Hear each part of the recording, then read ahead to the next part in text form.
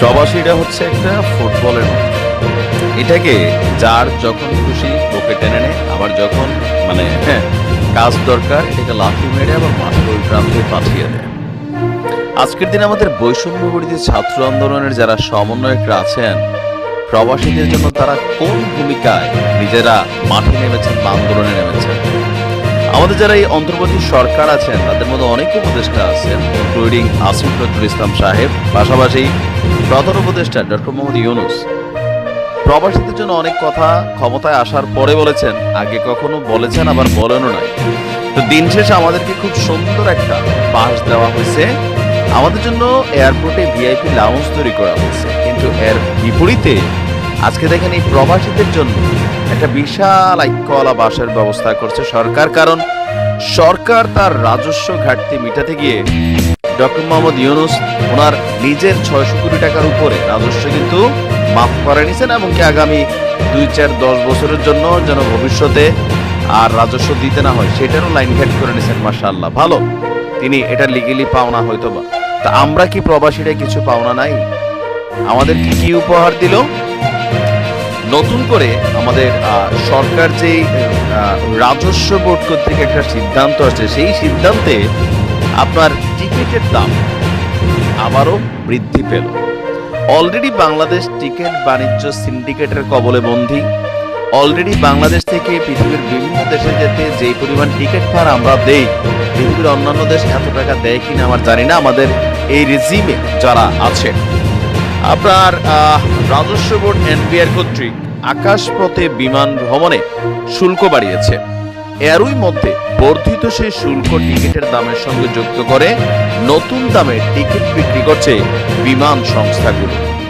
আভ্যন্তরীণ পথে দেশের ভেতরে বিমান যাত্রায় আবগারি শুল্ক 500 থেকে বাড়িয়ে 700 টাকা করেছে সরকার। আর সার্কভুক্ত যে কোনো দেশ ভ্রমণে আবগারি শুল্ক 500 থেকে বাড়িয়ে 1000 টাকা করা হয়েছে। সার্কভুক্ত দেশের বাইরে এশিয়ার মধ্যে যে কোনো দেশে ভ্রমণের ক্ষেত্রে আবগারি শুল্ক 2000 থেকে 2500 টাকা করা হয়েছে, এবং ইউরোপ ও আমেরিকার দেশ ভ্রমণে তা 1000 থেকে বাড়িয়ে 4000 করা হয়েছে। দেশীয় বেসরকারি কয়েকটি বিমান সংস্থা এবং ট্রাভেল এজেন্টদের সঙ্গে কথা বলে জানা যায়, এতদিন আভ্যন্তরীণ পথে এক একটি টিকিটে সব মিলিয়ে 975 টাকা শুল্ক করছিল, সেটি এখন 1175 টাকা হয়েছে। আবার সিঙ্গাপুর, থাইল্যান্ড, মালয়েশিয়াগামী প্রতি টিকিটে এতদিন 12,500 থেকে 13,000 টাকা শুল্ক করছিল, আর এখন তা আরো 500 টাকা বেড়েছে। অর্থাৎ আপনার এখানে প্রতি টিকিটে আমরা দেখছি যে কোম্পানিগুলো বলছে যারা আগাম টিকিট কেটে রেখেছেন তাদের বেলা এটা প্রযোজ্য হবে না। আভ্যন্তরীণ এবং আন্তর্জাতিক পথে শুল্ক বাড়ানোর ফলে সবচেয়ে বেশি অসুবিধায় পড়বে দেশীয় সরকারি বেসরকারি বিমান সংস্থাগুলো। কারণ দেশের অভ্যন্তরে কয়েকটি প্রতিষ্ঠান ফ্লাইট প্রতিষ্ঠান করে, এর মধ্যে বিমান বা বাংলাদেশ এয়ারলাইন্স, ইউএস বাংলা, নভোএয়ার আছে। এখন আমাদের বক্তব্য, প্রবাসীদের বেলায় 500 টাকা তো আরো কমানোর দরকার ছিল, বাড়ানো না। ইভেন এই টিকেটের একটা রিজনেবল প্রাইস তৈরি করা দরকার ছিল। আমরা প্রবাসীরা এই যে ধরেন যারা বিভিন্ন ভূমিকা রাখছেন, দূতাবাসগুলোতে আমাদের সেবার মান বলেন, এয়ারপোর্টে প্রবাসীদেরকে মাইর ধর মাশাআল্লাহ দৈনিক সুন্দরভাবে করা হয়। এর পাশাপাশি ধরেন জরিমানাও করা হয়, যিনি মাইর খাবেন তিনি জরিমানাও দিচ্ছেন। সব মিলিয়ে প্রবাসীরা আসলে কার খালো? আমাদের তো ভাই ডাইরেক্ট পাস দিয়ে দিচ্ছেন। এই সরকার নানান সংস্কার করছে, কিন্তু প্রবাসীদের সংস্কার আদৌ কি হচ্ছে? বাংলাদেশ থেকে যে কোনো একটা মানুষ দেশের বাইরে যাওয়ার সময় এই যে সিন্ডিকেট, এই সিন্ডিকেটের কবলের কারণে 1 লাখ টাকার একটা ভিসা হয়তো বা এটা হয়ে যায় 2 লাখ টাকা।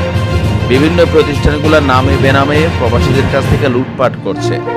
দেশে টাকা পাঠানোর ব্যাপারে আমাদের যে সিদ্ধান্ত 2.5%, এটা 2.5 রয়ে গেছে, এটা আওয়ামী লীগ সরকার কইরা গেছে। সরকার এটাকে না বাড়াইলো, দেশে টাকা পাঠানোর সময় কত সিস্টেম। আমরা আসলে দিন শেষে অ্যাচিভমেন্টটা কি? আমাদের নিয়ে কথা হয় ঠিকই, আমাদের নিয়ে ব্যবসা হয় ঠিকই, আমাদের রিজার্ভের খবর প্রতিদিন আসে ঠিকই, কিন্তু প্রবাসীদের 10টা টাকা সেভের জন্য সরকার কোন ভূমিকা নিচ্ছে? আর এই বৈষম্য বিরোধী ছাত্র আন্দোলনের নেতারা তারাও কি আমাদের পক্ষে মাঠে নেই, বা কোনো অনশন, আয় রাজু ভাস্কর্যায়, শহীদ মিনার আয়, এমন কোনো ডাক দেখছি? আদৌ কি দেখছি? মুখে মুখে সব। প্রবাস থেকে যারা আছেন, যারা সরকারকে নাড়াচাড়া করতে ক্ষমতা রাখেন, প্রবাসীদের জন্য কি নাড়াচাড়া করা হয়েছে তাদের পক্ষ থেকে? দিন শেষে প্রবাসীদের হাত মে হারিকেন, হ্যাঁ, বাবা থেকে তুলি।